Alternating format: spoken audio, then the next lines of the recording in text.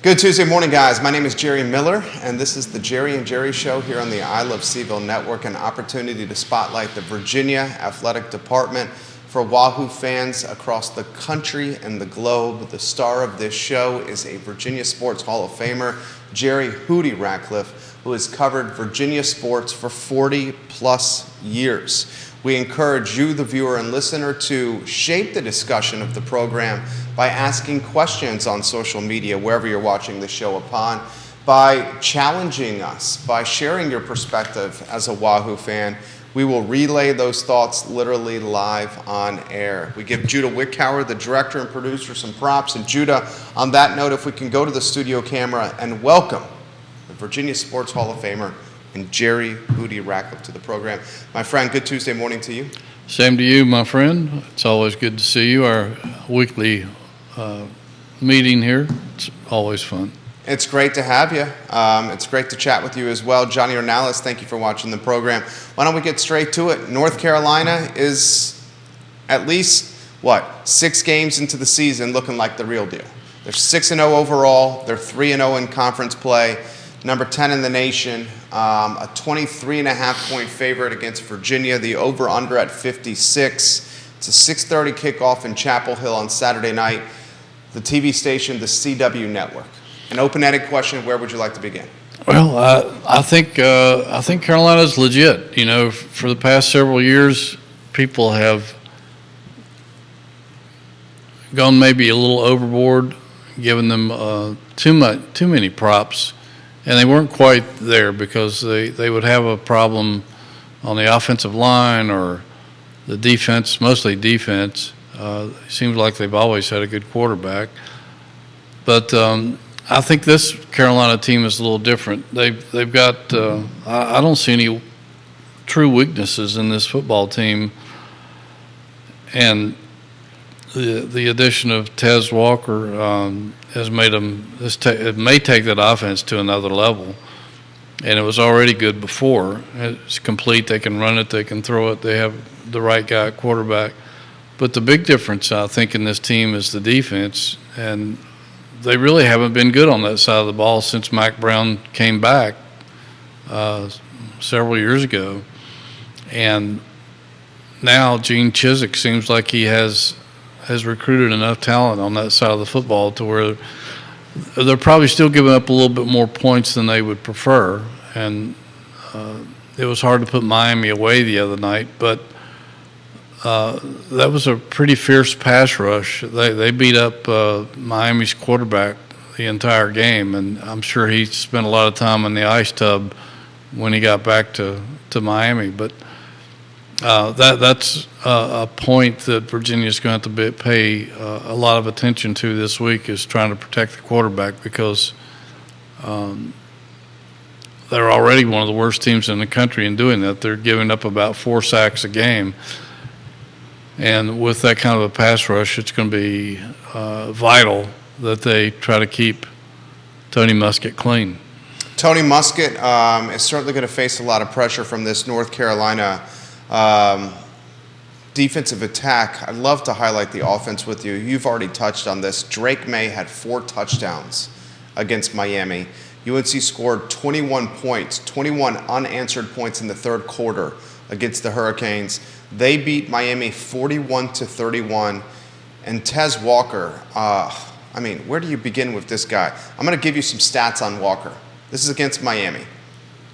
Miami's got some pros on defense, too. Yes. Walker's got 6 catches for $132 in the air and 3 touchdowns. Walker also had 2 carries and 19 yards in the running game. They got him returning kicks as well.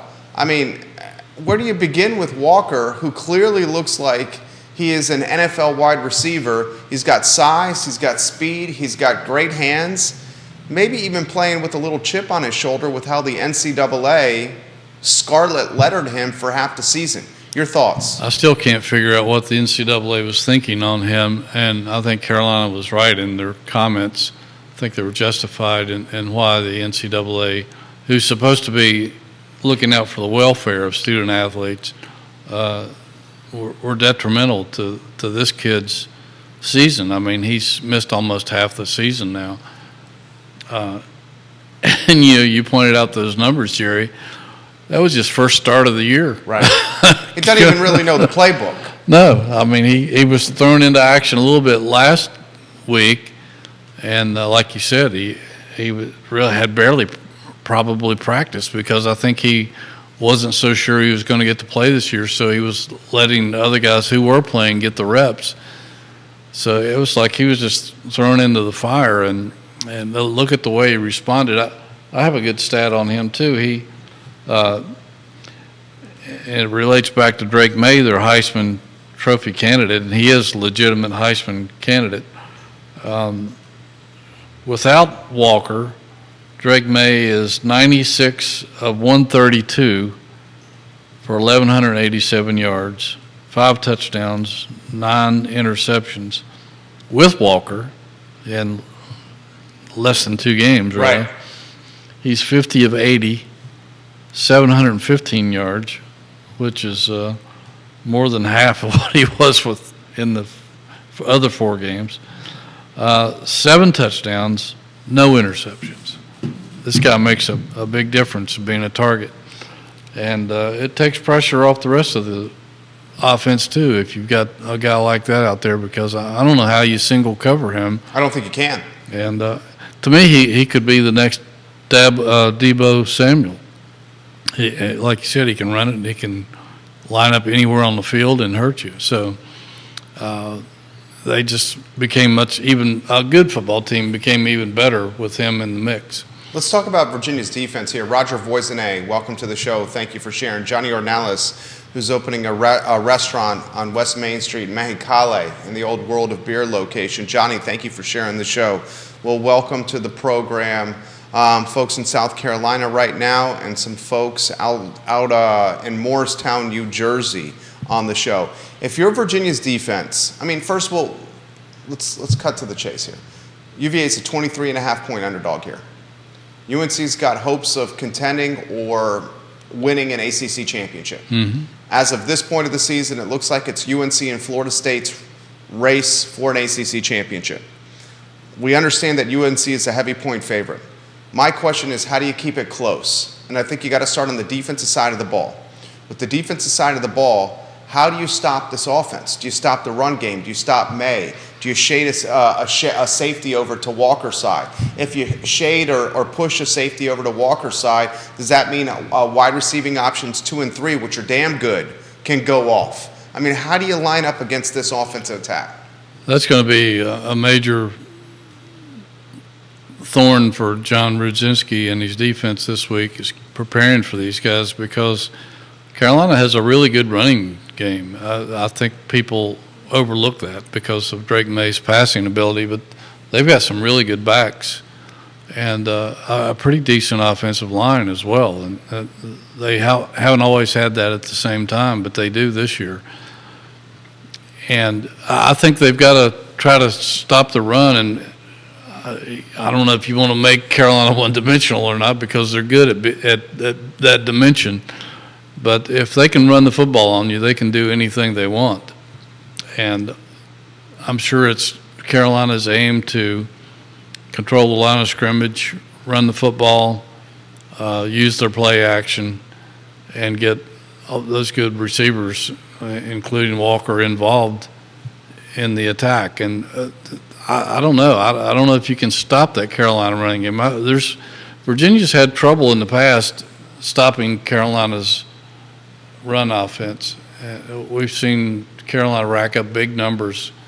And so I'm sure Mac Brown is, even though he has all that talent in the passing game, he's going to try to establish the run early, I think, and try to control the game on the ground, and then balance it out with a lethal passing attack. And Drake May can run the football too. So you can't forget that aspect of it. He's pretty good at picking up first downs when he needs them.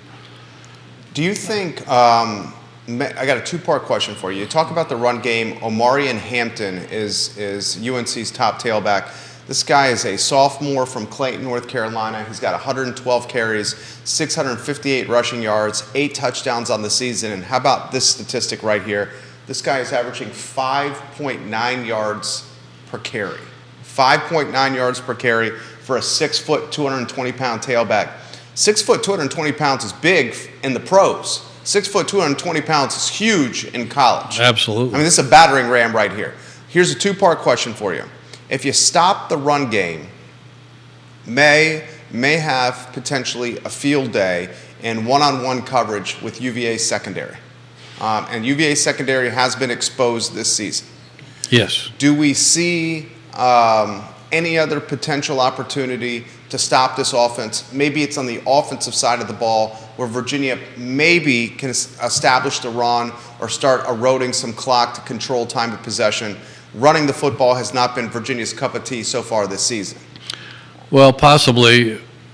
I mean, I know they had a lot of running yards against William & Mary, but that's against William & Mary, even though William & Mary has a really good FCS defense. I'm not sure it compares to North Carolina's. They've just accumulated so much talent on that side of the football and through recruiting the last 2 or 3 years. They've got some spectacular people on that side of the football, and you know, if they can shut your running game down and make Musket throw it, then it's going to be a long day for Virginia because they're going to pin their ears back and come after him. And like I said, they beat up Van Dyke all game long. I don't know how he finished the game the other day, but he took so many hits. I don't know what the answer is. I don't know if they can run the ball against Carolina or not. Certainly they made some strides against William & Mary, and they have some decent backs. Paris Jones, Kobe Pace, Mike Hollins, and I think Xavier Brown is healthy again. But it's a matter of whether that offensive line can open holes for these guys or not.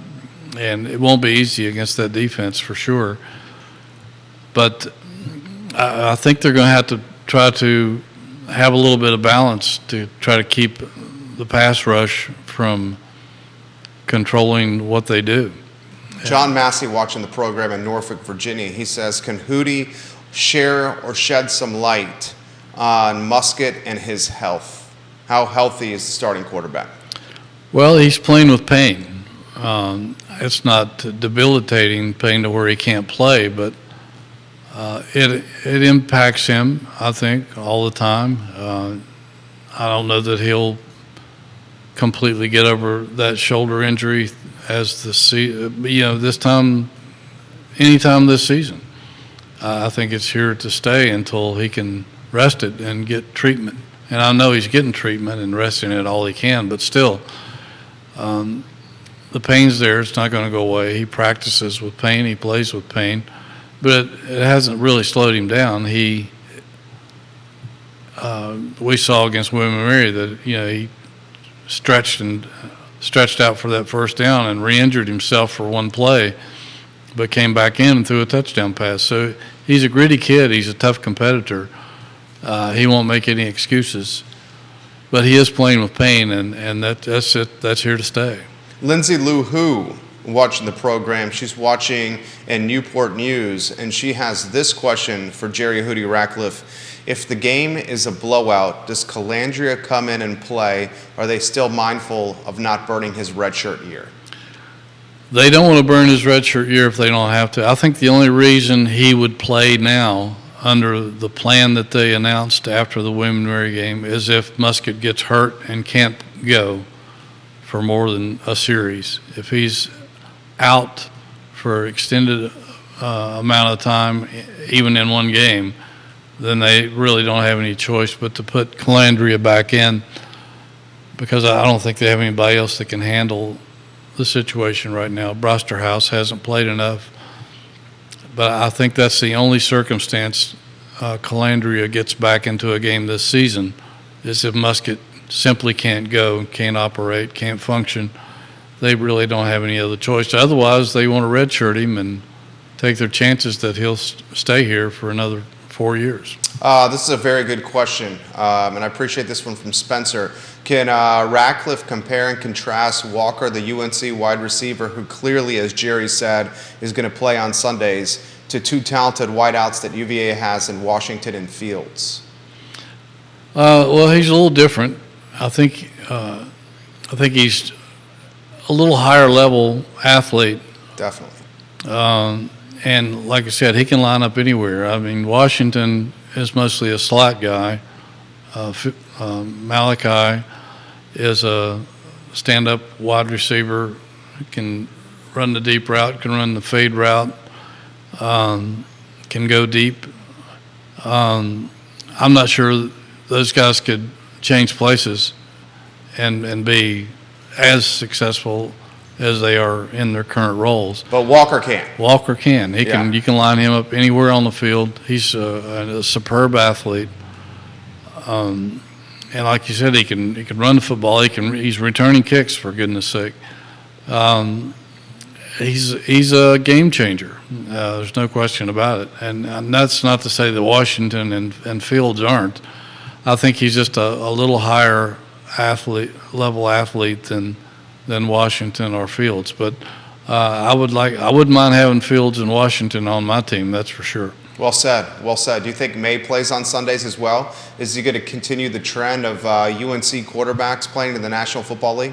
Yes. I mean, he's in the Heisman, a serious Heisman candidate. He's in the race for a reason because he's that good. The NFL scouts are frothing at the mouth.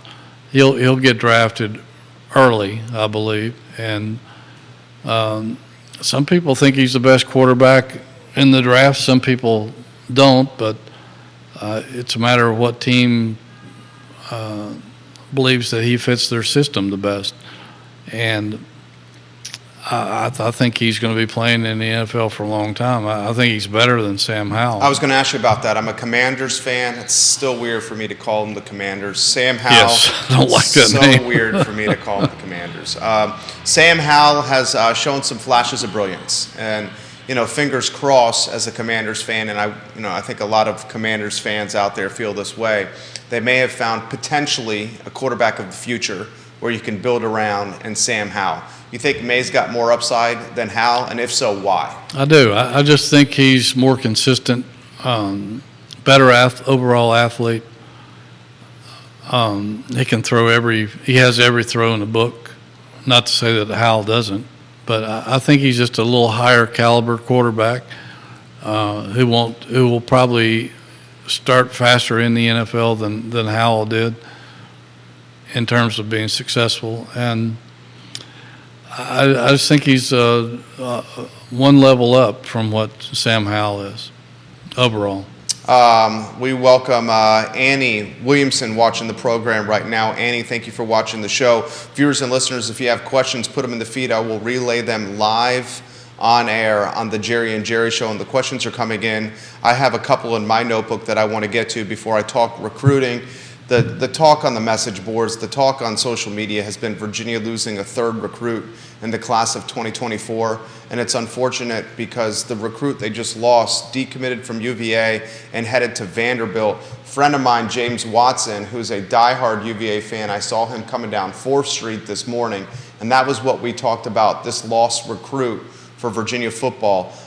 We will get to recruiting, I promise you here. Let's go keys to the game first. With UNC and UVA, 6:30 kick Saturday, the over-under 56 points, and UNC currently a 23.5-point favorite, depending on where you shop. Yeah, well, Chapel Hill hasn't always been the toughest place to play, although it's been tough for Virginia, but this year has become a very difficult place to play. The crowds are back. They're back into the game. It's a big-time atmosphere. They don't sit on their hands like they have in previous seasons. This is an active, intimidating crowd. It's an intimidating place to play.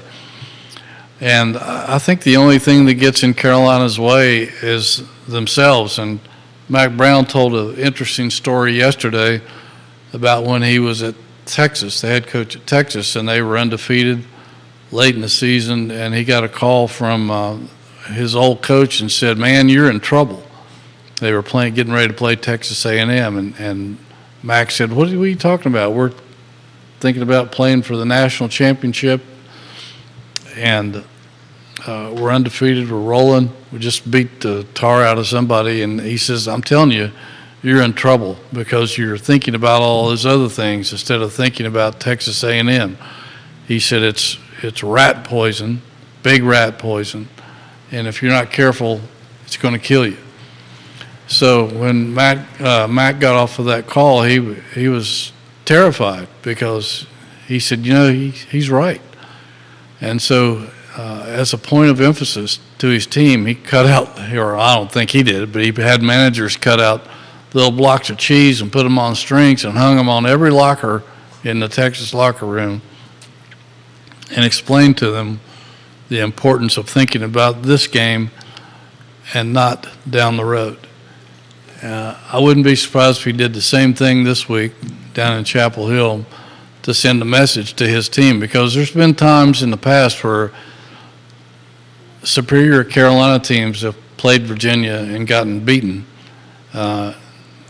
And I think the last time Carolina was undefeated at this stage in the season is in 96 or 97 when they came up here to Scott Stadium and Virginia upset them. They were going to go to the Fiesta Bowl and get a $6 million payout. And Virginia upset them. They ran a kickoff back to start the second half. Mac got greedy. Instead of kicking a field goal, he went for a touchdown. And Rick Lance, rest his soul, knew exactly what was going to happen and grabbed I think the freshman defensive back. I'm trying to remember the kid's name. It escapes me at the moment. I think it was Harris. And told him, he said, son, he showed him on the diagram. He said, they're going to throw the ball right here at this spot in the end zone, right here. Can you promise me that you'll be in that spot? And the kid said, yes, sir, I will. And sure enough, they threw the ball to that spot. The kid was in the right place, intercepted it, and took it back for a touchdown. Virginia, it was a huge upset. I don't think Mac Brown's ever forgotten about that. And it goes right into the rat poison theme that Nick Saban likes to use so much. But I know he's talking to his team all week about rat poison and not believing that because you're 6-0, the people are just going to roll over and let you win. So I think if anything gets in their own way, it's going to be themselves. But I think Virginia's. This might be the most talented team they've played. These guys may be better than Tennessee. I think they might be better than Tennessee. I didn't think they were to start the season, but they've developed. And Tennessee's offense has struggled. Carolina's has flourished and seems to get better week after week after week. Tennessee might have a little bit stronger defense, but Virginia just can't let this game get out of hand early, because if it is, it's going to be a long night, and they could get pounded if they're not careful, because it's going to be like walking into the Lions' den down there. It's still a rivalry, the South's oldest rivalry. We just got that question coming in. And they take it seriously. You see right there why Jerry Ratcliffe is an award-winning writer. I mean, that right there is like reading one of his columns, what I just heard from him. That's why he's an award-winning writer. South's oldest rivalry just got put in the feed from Stanton's finest, John Blair. And he says, Jerry and Jerry, do you feel the Atlantic Coast Conference and both schools do not do a great job of marketing this game well? It is the oldest football rivalry in the South, but this game just does not receive the attention that other rivalries receive. Why is that? That's a very good point, and I don't know. I don't have an answer for that. Maybe it's because the TV people don't get as excited about it as they do Auburn, Alabama, and some of the other great rivalries around the country. Maybe it's because they're not in the same state. I don't know, but when I wrote the history of Virginia football for the book back in 2009 or whenever it was, just going through the history books, doing the research, this Carolina-Virginia game used to be massive. It was a national game. They would play on Thanksgiving. They would draw sellout crowds. National radio, TV really at that point hadn't popped in. They would play at at neutral sites sometimes and sell it out. It was just a massive rivalry, and two of the best teams in the country going after each other. I don't know why that has regressed over the years, because it is a great rivalry, and it's not completely lopsided, even though Carolina's been worlds better than Virginia as a whole. Yeah. That's a good question. I don't know. I guess it's just that I don't know if it's the schools that don't hype it as much, or the TV people just don't buy into it. Maybe it's because Carolina is sometimes ranked or unranked, and Virginia is probably not ranked at all.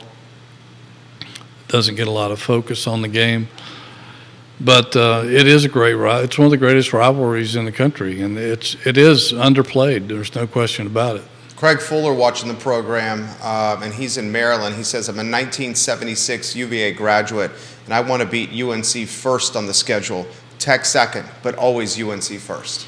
Yeah, and you talk to anybody that not from this present era, when Virginia Tech came into the conference, that stole some of the glory, I think, from the Carolina-Virginia rivalry. But if you ask the old grads, it's Carolina. That's their number one rival in football and basketball, and has been throughout the years. And there was reason for it. I mean, it was a fierce rivalry, and still was, I think, up until maybe around 2000 or something, because there were some. If you talk to George Welsh and Al Groh and some of those coaches from those eras, I mean, they poured everything into that game. They felt like that was the game they had to win, because if Carolina became dominant, they could steal a lot of great recruits out of the state of Virginia, and they made a point of trying to do so. Bill Dooley made a living off of that when he was at Carolina, and so that's another aspect of it too, the recruiting aspect. This game, guys, kicks off Saturday at 6:30 p.m. Again, the over-under 56 points. Carolina, a 23.5-point favorite as of Tuesday morning. And to emphasize what Hootie is saying, guys, the game airs on the CW network. I mean, this is regional television right here for this contest. The recruiting questions are all over the feed right now. I see Kelsey offering this question. I see Grayson in North Downtown asking this question. We're seeing it all over social media with the UVA groups. A third recruit for the class of 2024 has now decommitted. This one, the top-ranked recruit, a defensive back from Georgia. He leaves Virginia football and heads to Vanderbilt. Head scratcher for me, but still, his prerogative. Will start open-ended. 3 recruits already for the class of 2024 have decommitted, and Coach Elliott's recruiting class was already ranked last in the Atlantic Coast Conference. Right. And I think that now leaves them with 14 commitments for the year, if I'm not mistaken. I would suspect that it comes down to Virginia's performance so far this year, that some of these kids are bailing because they don't want to be part of a rebuilding program or a losing program, and that's a lot of times what it boils down to. And it could be, I don't know when the kid visited, but it could be that he was here for one of the games, and even the crowds have been decent this year. They haven't been outstanding. I don't know if that may have had some influence on him or not. I know that does impact some recruits when they come to a stadium and they see that it's, nowhere near capacity. But I suspect that it's probably Virginia's start, 1-5 start. I think that's 100%. And things look bleak for the second half of the season because the schedule only gets tougher. It's tough, it's not good losing commitments like this, particularly when it's one of your better commitments, and particularly from the state of Georgia, where they've done a pretty good job in recruiting some of the athletes out of that state, which is football rich in talent. So that's definitely a blow to the recruiting campaign, and like you said, they're already ranked at the bottom or near the bottom in ACC in terms of recruiting. I don't know. That's the only thing I can think of is that it's particularly tough losing a kid to Vanderbilt because their program is not that great either. And their academic standards are just as tough as UVA's. Probably so. Yeah. And you know, they don't have great crowds either in that stadium. So the fact that he went to Vanderbilt and not somewhere else in the SEC or ACC is somewhat puzzling, but it's tough losing a recruit, but when you lose them to Vanderbilt, that's even tougher. I'll throw this to you. This is from me personally, then we'll get to the viewers and listeners here. And to put Vanderbilt in perspective, guys, Vanderbilt is 2-6 on the season. And they're 0-4, 0-4 in the Southeastern Conference right now. And the performance is not great for the Commodores, and that's putting it lightly. Does Tony Elliott, does he have to prioritize this transfer portal right now? Because clearly he's in rebuild mode. The recruiting class is going to take, the 2024 recruiting class right now is not looking super great. Maybe he makes a late push and adds depth, but a lot of these guys have already committed to programs here. Is he going to have to shift the model completely and prioritize a transfer portal that brought a wide receiver to him in a Malik Washington, for example, that is arguably Virginia's best player on the football field right now? True.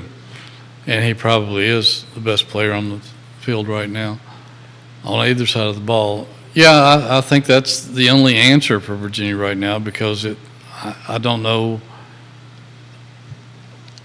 what shape they're in with some of the guys that they're still pursuing in high school.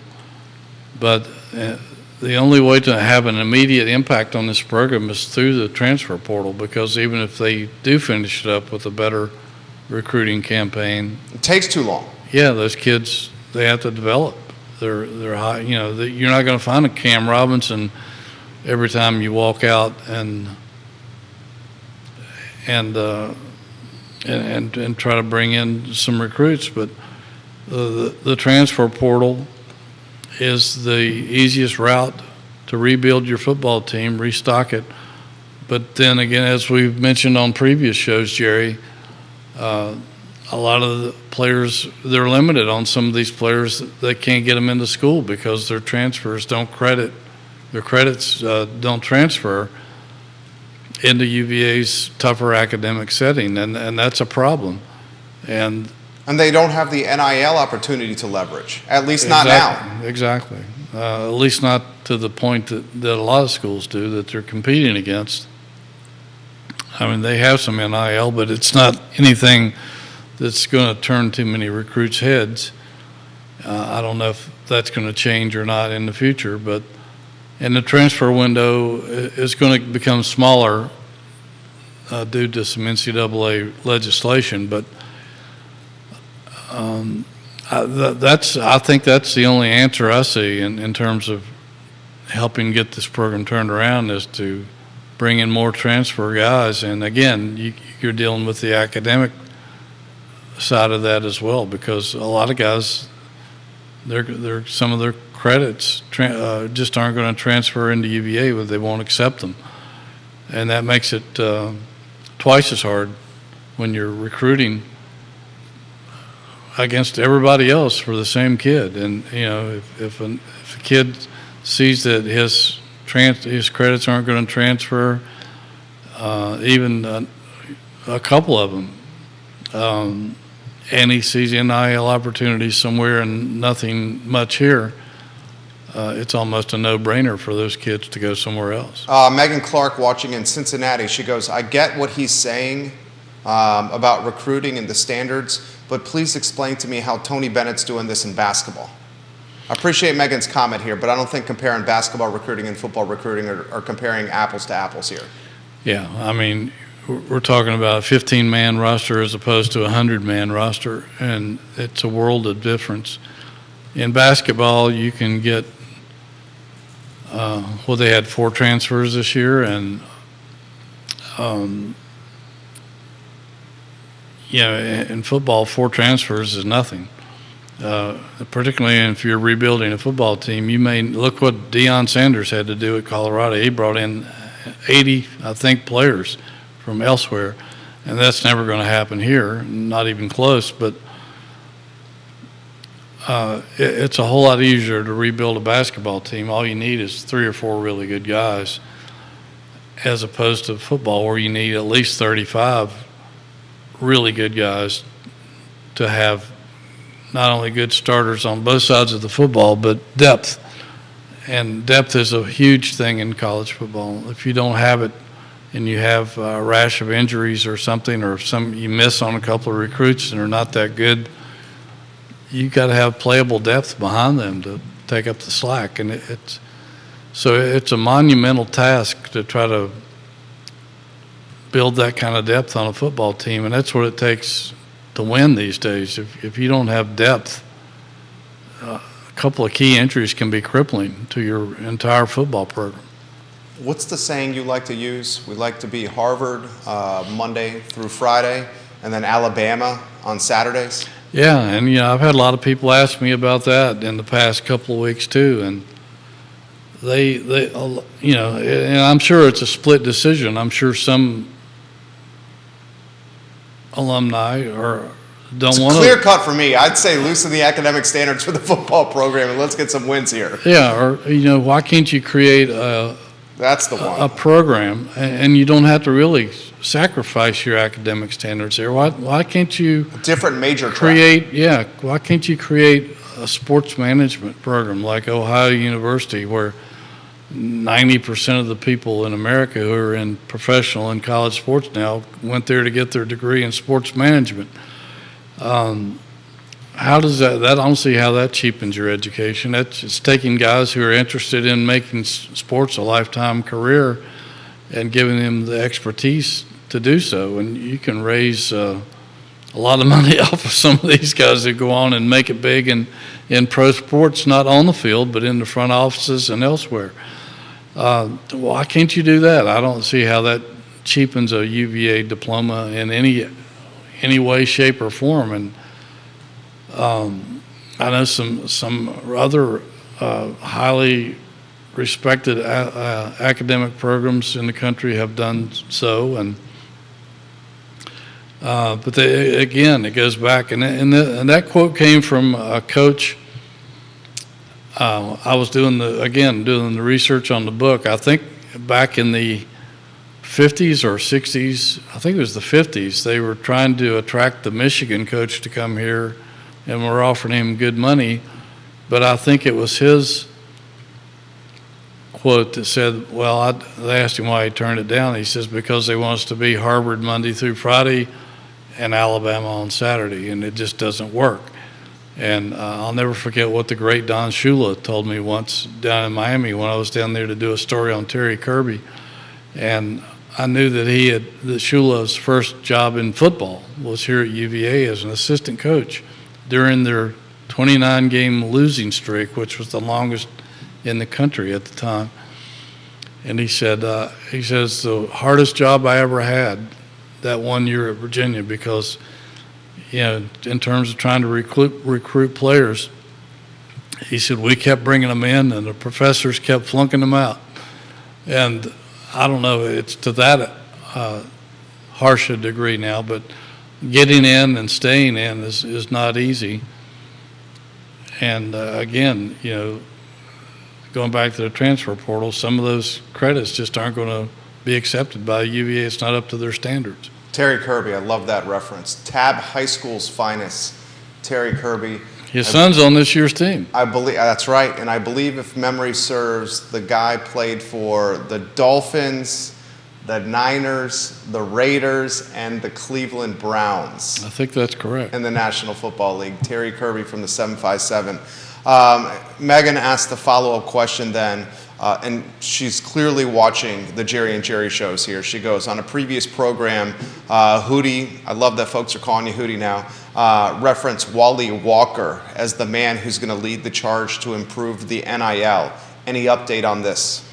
Well, it's funny. I was talking to Wally the other day. He was getting ready to fly back to Seattle I think I know he has a place here now, but I don't know if he's moving permanently here in December, but I think we're going to try to, he said he'd come on our show. That'd be awesome. Yeah.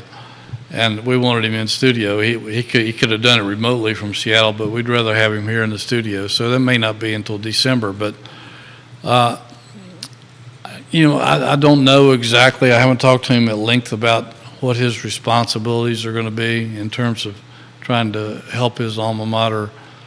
I'm sure that he's going to take a close look at the NIL situation and learn about that in terms of where Virginia rates around programs in the country and other aspects of the athletic program and fundraising and all that ball of wax. But I can't give you an update on that right now, but I'm sure that Wally, with his expertise, because he's been general manager of an NBA team, he ran his own financial business successfully out in Seattle. He's well connected.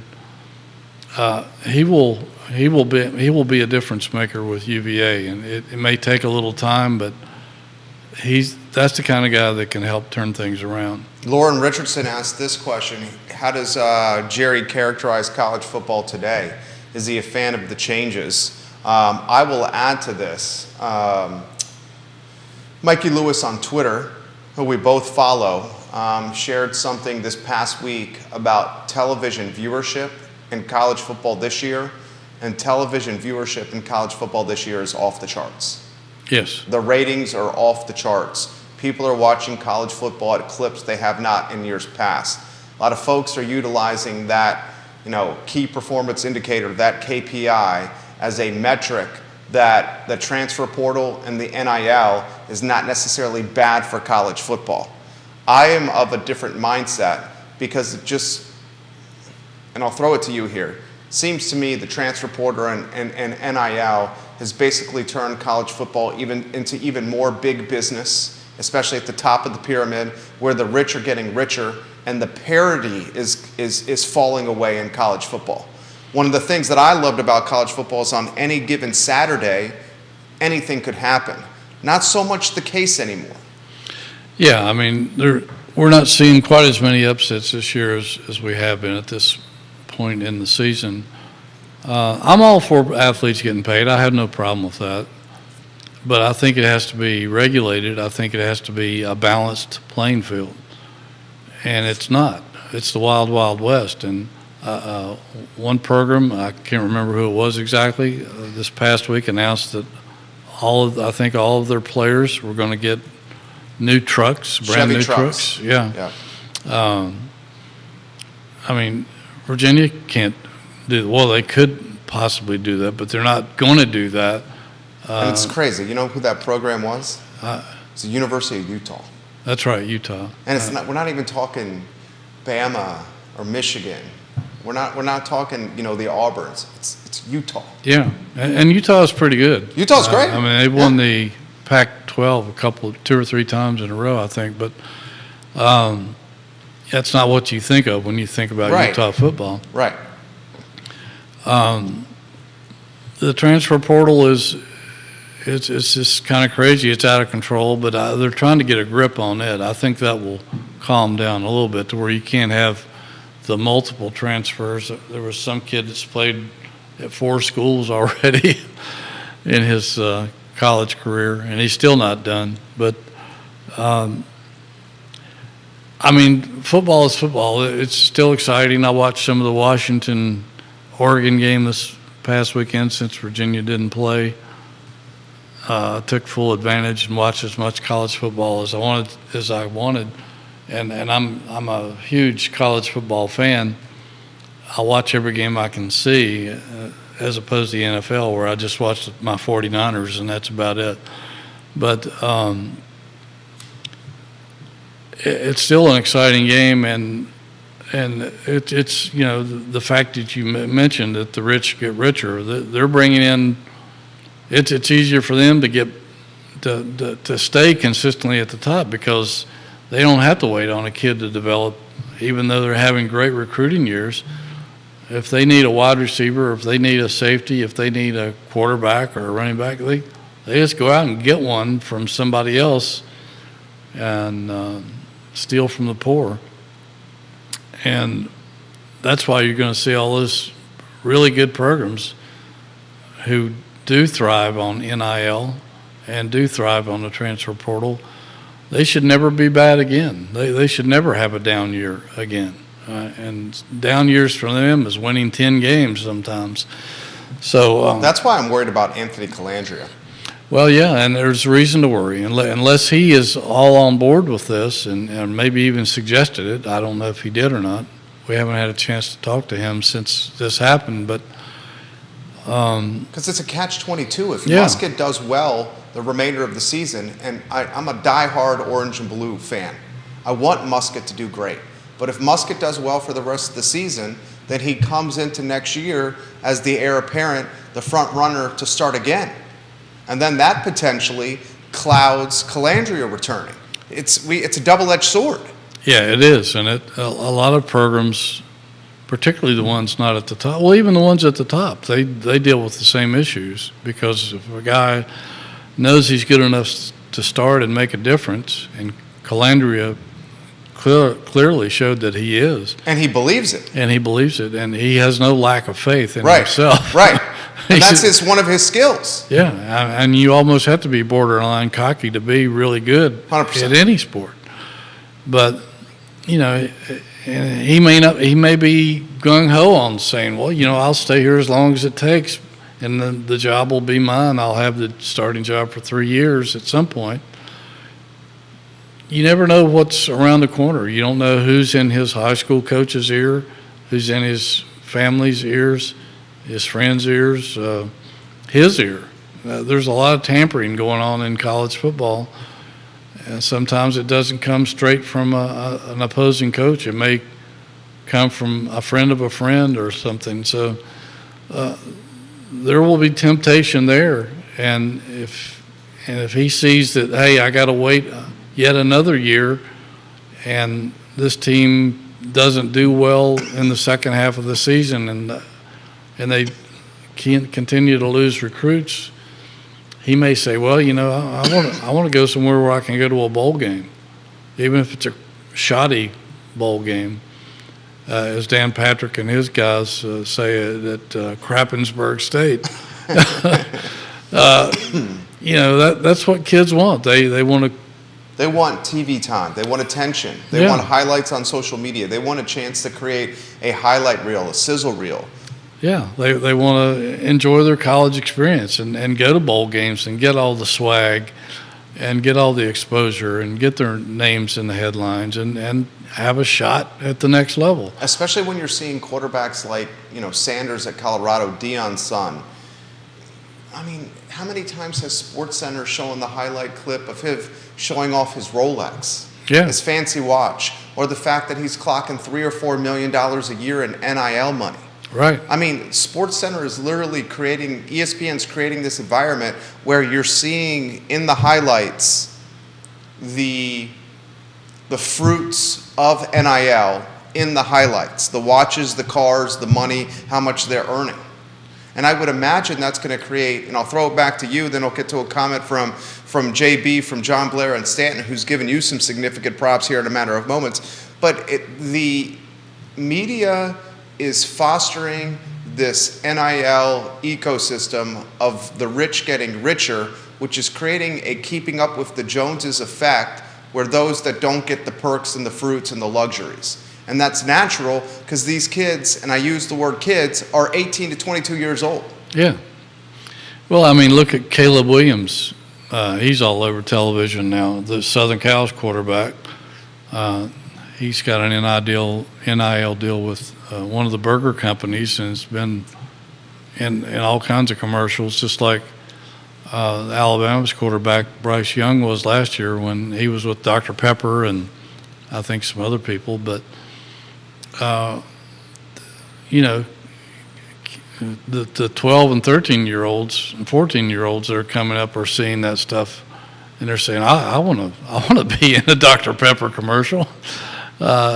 I want to get paid millions of dollars, and I don't even have to go to the NFL to do that. So, again, it doesn't happen for everybody, but, kids dream about that stuff. They used to dream about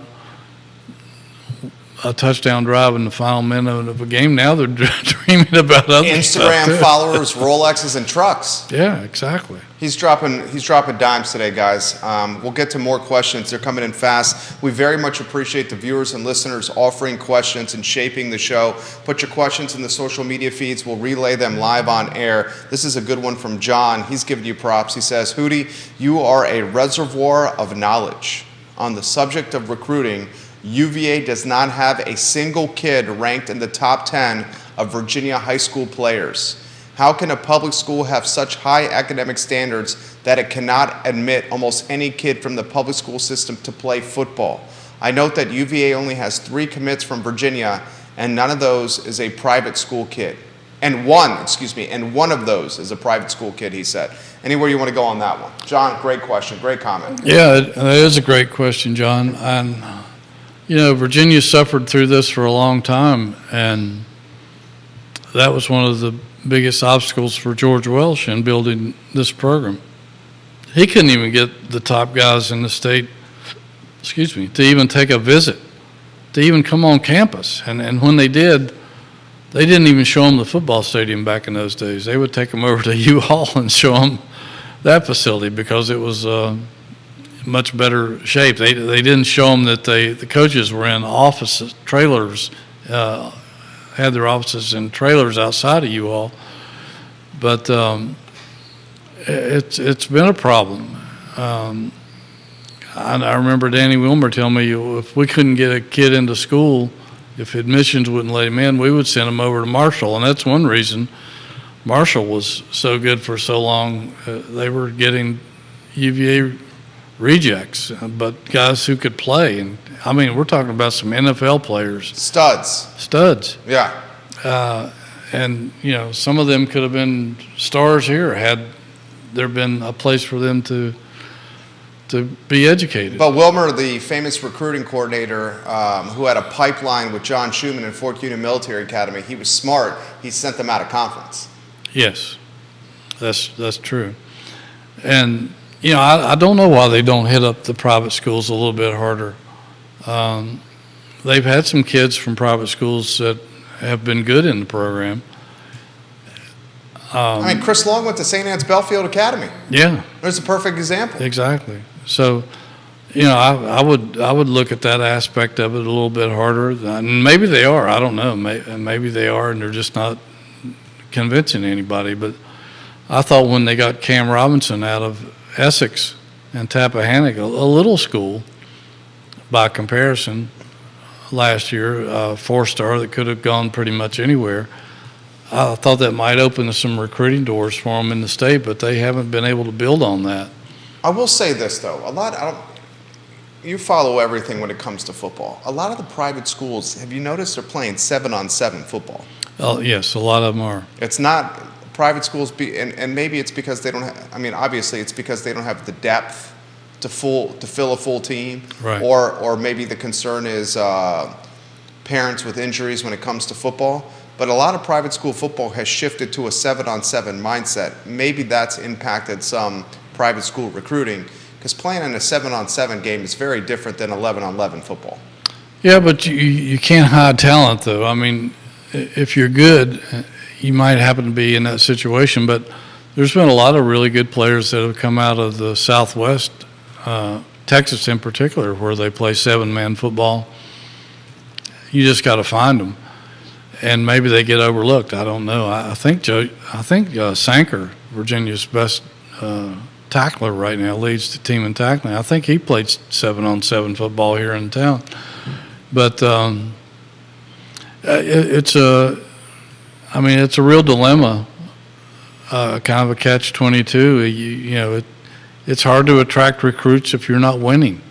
This new building might help them in some aspects, but there's nothing like winning and showing a kid that you can thrive here and play in bowl games here. And that's what George eventually did. He got him into a bowl game in his third year and never really looked back.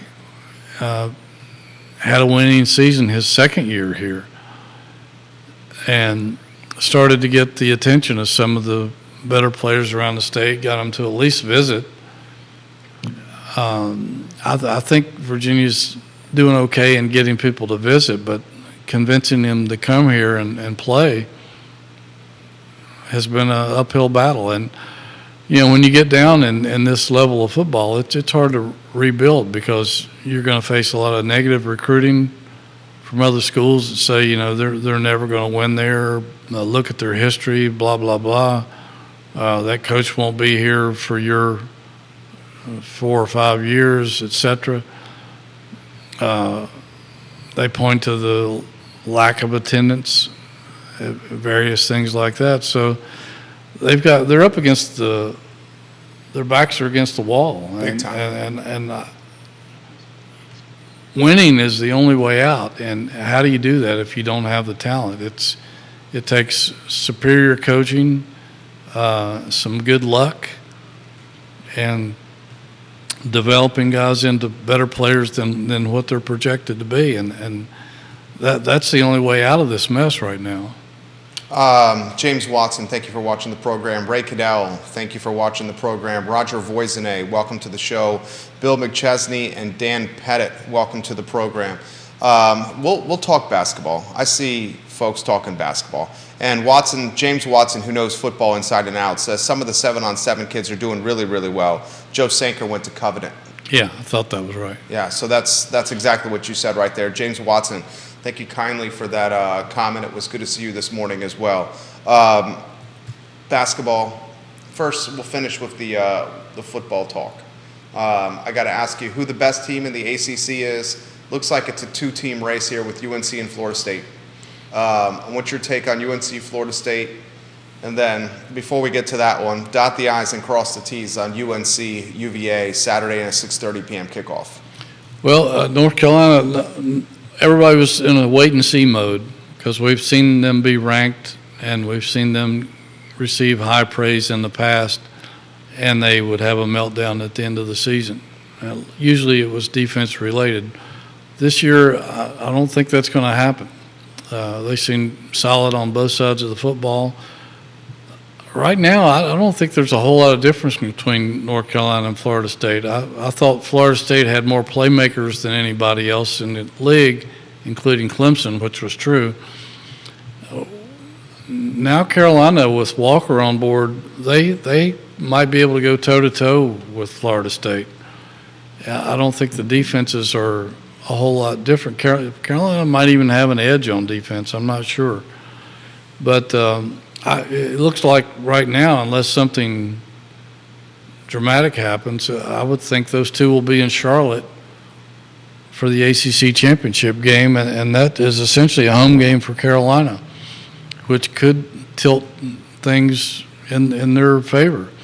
Clemson lost twice early. I don't think they're going to be able to make up that much ground even if they went out. Duke is a question mark because of Riley Leonard, and they still have to play Florida State, and I think we were talking off air, I think at Louisville, so they're going to have a couple of tests, and they got to play Carolina. So the schedule might not be in their favor at this point. Louisville, it's up and down. Miami is interesting because we've seen Miami teams start out like a ball of fire and then fizzle. It'll be interesting to see what 2 losses in a row may do to them, whether he'll be able to keep those guys inspired to play or not. So if it's the same old Miami, they may just go down the drain. We don't know. It'll be interesting to see how Mario Cristobal gets that team ready for the stretch run. Cully Baggett, the developer, leaves this comment. They need a new stadium as well. That's what kicked off the rebuilding of basketball and its recruiting success. 18-year-old kids want to go play in a state-of-the-art stadium. That's just one of the pieces to this puzzle. Well, they can enhance Scott Stadium. I don't think they need a new stadium. I like old historic stadiums as long as you can keep up with the Joneses. And I think they're going to bring in a jumbotron next year that'll be like, I don't know, 3 or 4 times bigger than the one they got now. Saw one up at Maryland. That's nice, but nothing is a substitute for winning. You can win and not even have a jumbo, any kind of a TV screen in your stadium, and people will get excited about it. But they can do some things to enhance Scott Stadium. I don't think they need to start over and build a new stadium. How do you enhance the experience? They're trying. They're trying a lot of stuff here. Yeah. I think, a lot of it may go back to food and beverage stuff, the beer garden stuff. I go in the press box, Right, so right. I don't really see what's going on in the rest of the stadium.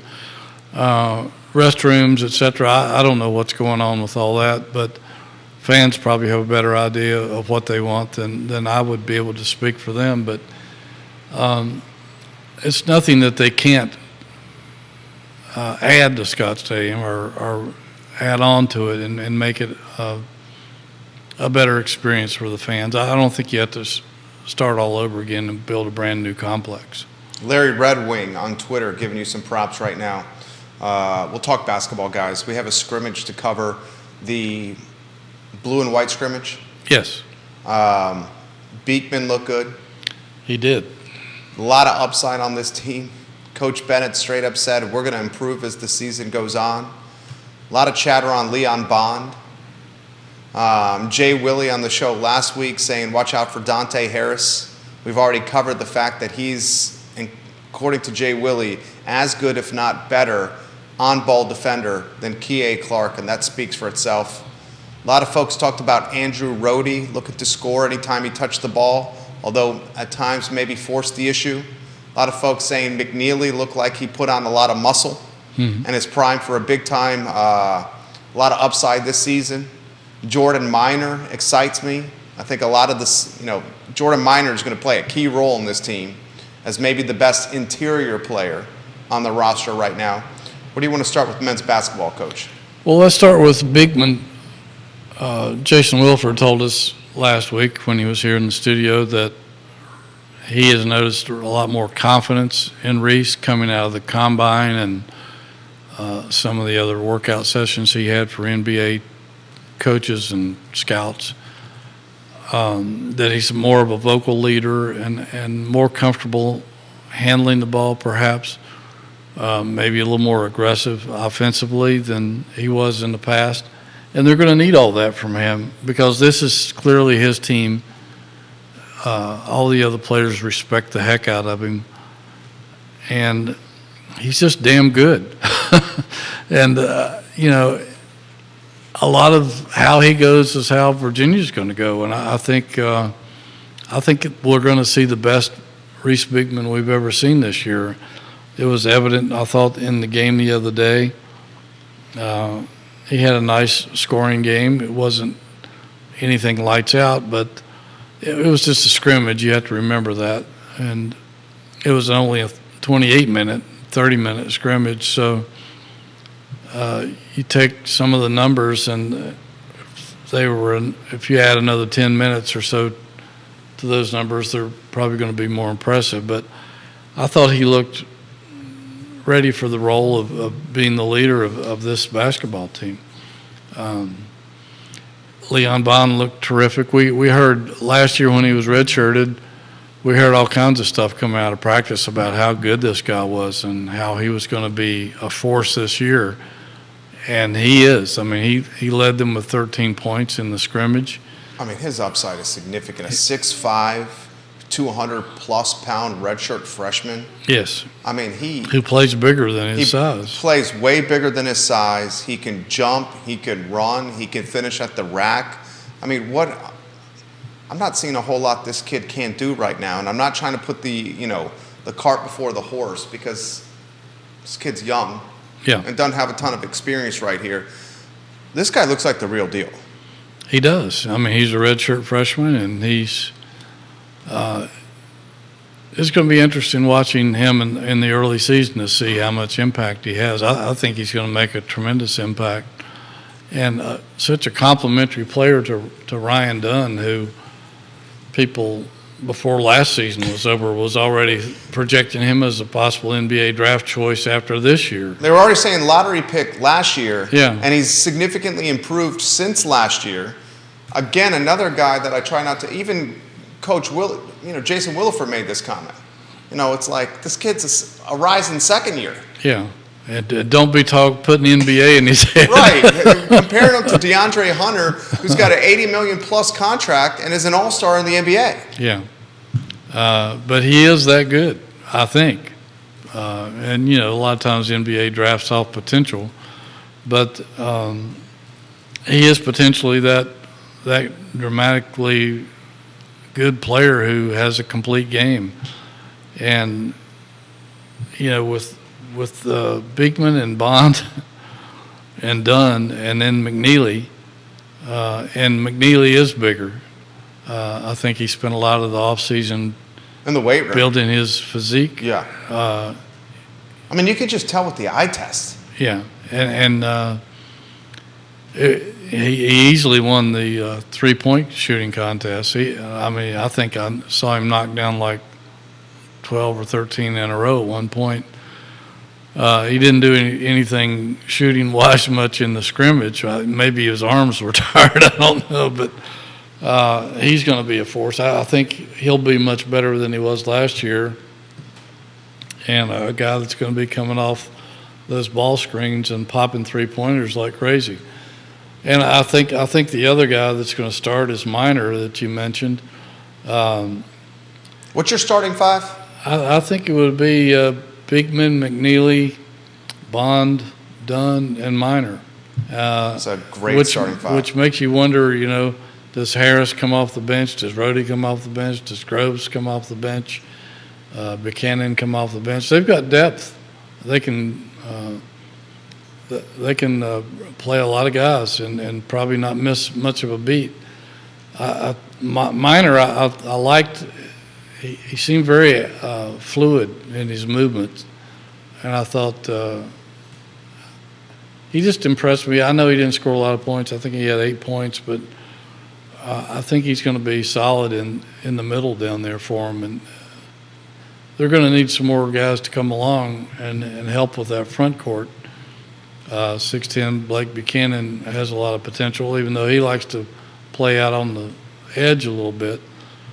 But I think that'll be the starting five. I could be wrong. They could put Harris in there for somebody.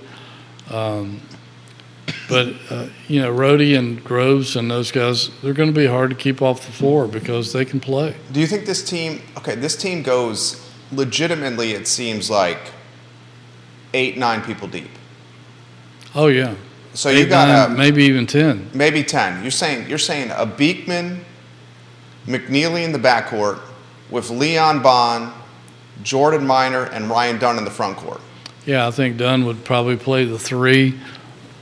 Bond at 4 because he played 4 in a couple of the quarters of the scrimmage. And right. Minor at 5. Then you bring Dante off the bench. You can. Some of those guys are kind of interchangeable in Tony's offense too. Especially Dunn and Bond. Yes. Those guys very interchangeable. Then you bring Dante Harris off the bench at the point. You bring Rhodey off the bench at the 2. You have Blake Buchanan, who's your stretch big. That's probably behind the arc to stretch the floor a little bit. Groves can probably play 3 or 4. Yep. Jake Groves, the transfer from Oklahoma, can play 3 or 4. That legitimately is 9 players. Where are the minutes going to come from? That's a good problem. That's a good problem to have. And although I know it's Tony Bennett will probably laugh. Every year when he has a lot of depth, he'll say that makes his hair get a little grayer. But it is a luxury to have that many players in your rotation. It's hard to play that many guys and give them the kind of playing time they want, and that that sometimes it leads to dissatisfaction because they don't get as much court time as they want, and that leads back to the transfer portal again. So it's on him to manage that, and I'm sure he's got a lot of plans, and like he normally does in November, we'll see him experiment a lot with lineups and where the chemistry is and who can play at what spots and when to bring people in and that sort of thing. But we should take a moment, and guys, Virginia basketball right now, not in the preseason top 25 in either poll. I think they're 31st if you go by the points. But I think this Virginia basketball team, when the season's over, will be in the top 25 in both polls. Yes. Coach Bennett has emphasized that this program will get better as the season goes on. Yeah, he made a point of saying that at the end of his scrimmage Saturday, that we've got some things to clean up. I think he was a little disappointed in the shooting aspect, which I think is going to be one of the strengths of this team. Oh, no doubt. And they were only 4 of 25 on the three-pointers in the scrimmage, but that was an aberration. It's the first one of the year. Yeah, I mean, and again, it was just a scrimmage. Yeah. And they were playing pretty good defense. They always do. And you know what? Virginia's playing defense against itself. It's easier to guard guys that you go against in practice every day because you know all their tendencies. So, but I think this is going to be a very hard team to beat. And they'll have some tests early. They play some pretty tough teams in the early goings. But I think this team's going to be fine. And like Tony said, I think we'll get better and better as the season goes along. I'd love to spend the final minute here highlighting Virginia women's basketball. I'm very excited for this Virginia women's basketball team. 2 local players on the roster that are going to make a significant impact. They're just a point guard product from St. Anne's Belfield that has significant upside. And I think Virginia women's basketball could win some ball games this year and maybe climb that ACC standings ladder. Yeah, I don't think they're going to be checked off as a gimme by anybody starting this season. Kamora Johnson is the girl you're talking about from St. Anne's Belfield, 5-star McDonald's All-American, 5'7" point guard. She scored 10 points in the scrimmage and looked very comfortable in doing so. Especially in the open floor. Yeah, I think she's the real deal. Unfortunately, the other local girl, Olivia McGee from Louisa, 4-star, got hurt early in the game and left the arena on crutches. I saw a video on Twitter yesterday. I think they flew up to New York to watch the WNBA playoffs, where there's a former Virginia player, and I think I saw her maybe not using the crutches the whole time, so hopefully that's not a very serious injury for Olivia. They've already got a couple of girls, Sam Brunell and Mira McLean, 2 of their top scorers last year. Coming off injury, and they didn't play. So 3 local gals. Yeah, 3. And Cameron Taylor's back. She led the white team with 12 points. Looked pretty good. She was last year's leading scorer, I believe. And then girl that's been fun to watch is Katie Pauley from out in Missouri, where she broke all kinds of women's scoring records for high school. She's a sophomore, and she had 10 points, a couple 3-pointers. She can shoot it. So I think this is going to be a fun women's team to watch. Same. Absolutely. Jerry Hootie Ratcliffe, guys, the Virginia Sports Hall of Famer. This show is easy when I'm sitting across the table in the set from a man who's got 40-plus years of institutional memory covering Virginia athletics. Check out jerryratcliffe.com for anything UVA related. This is a breeze today. It went by really fast, didn't it? 11:34. It's a breeze when we get good questions from the viewers and listeners. You'll be watching UNC. You heading to Chapel Hill? Yeah, should be going down to Chapel Hill. I'll be at Tony Elliott's press conference today at 1 o'clock. So check out the website later in the day for all the news. And we'll be updating stuff from Carolina, too. I hope to have Carolina's best beat writer on a podcast later this week. Nice. So we'll be filling it up with football, basketball, men's and women's, and the other sports as well. There you go. Jerry Ratcliffe of JerryRatcliffe.com. Judah Wickhauer is the director. He's our hero. Sharply dressed. Yes, sharp-dressed man. The man behind I think the they camera. wrote that song for him, didn't they? Oh, Judah Wickhauer. They wrote the song for him. I love it. This is the Jerry and Jerry Show, Tuesdays at 10:15 a.m., guys. It's truly a pleasure to sit across the table from the Virginia Sports Hall of Famer. The I Love CVille Show is up in 55 minutes right here. Go Wahoos. Take care, everybody. Excellent. It was a breeze.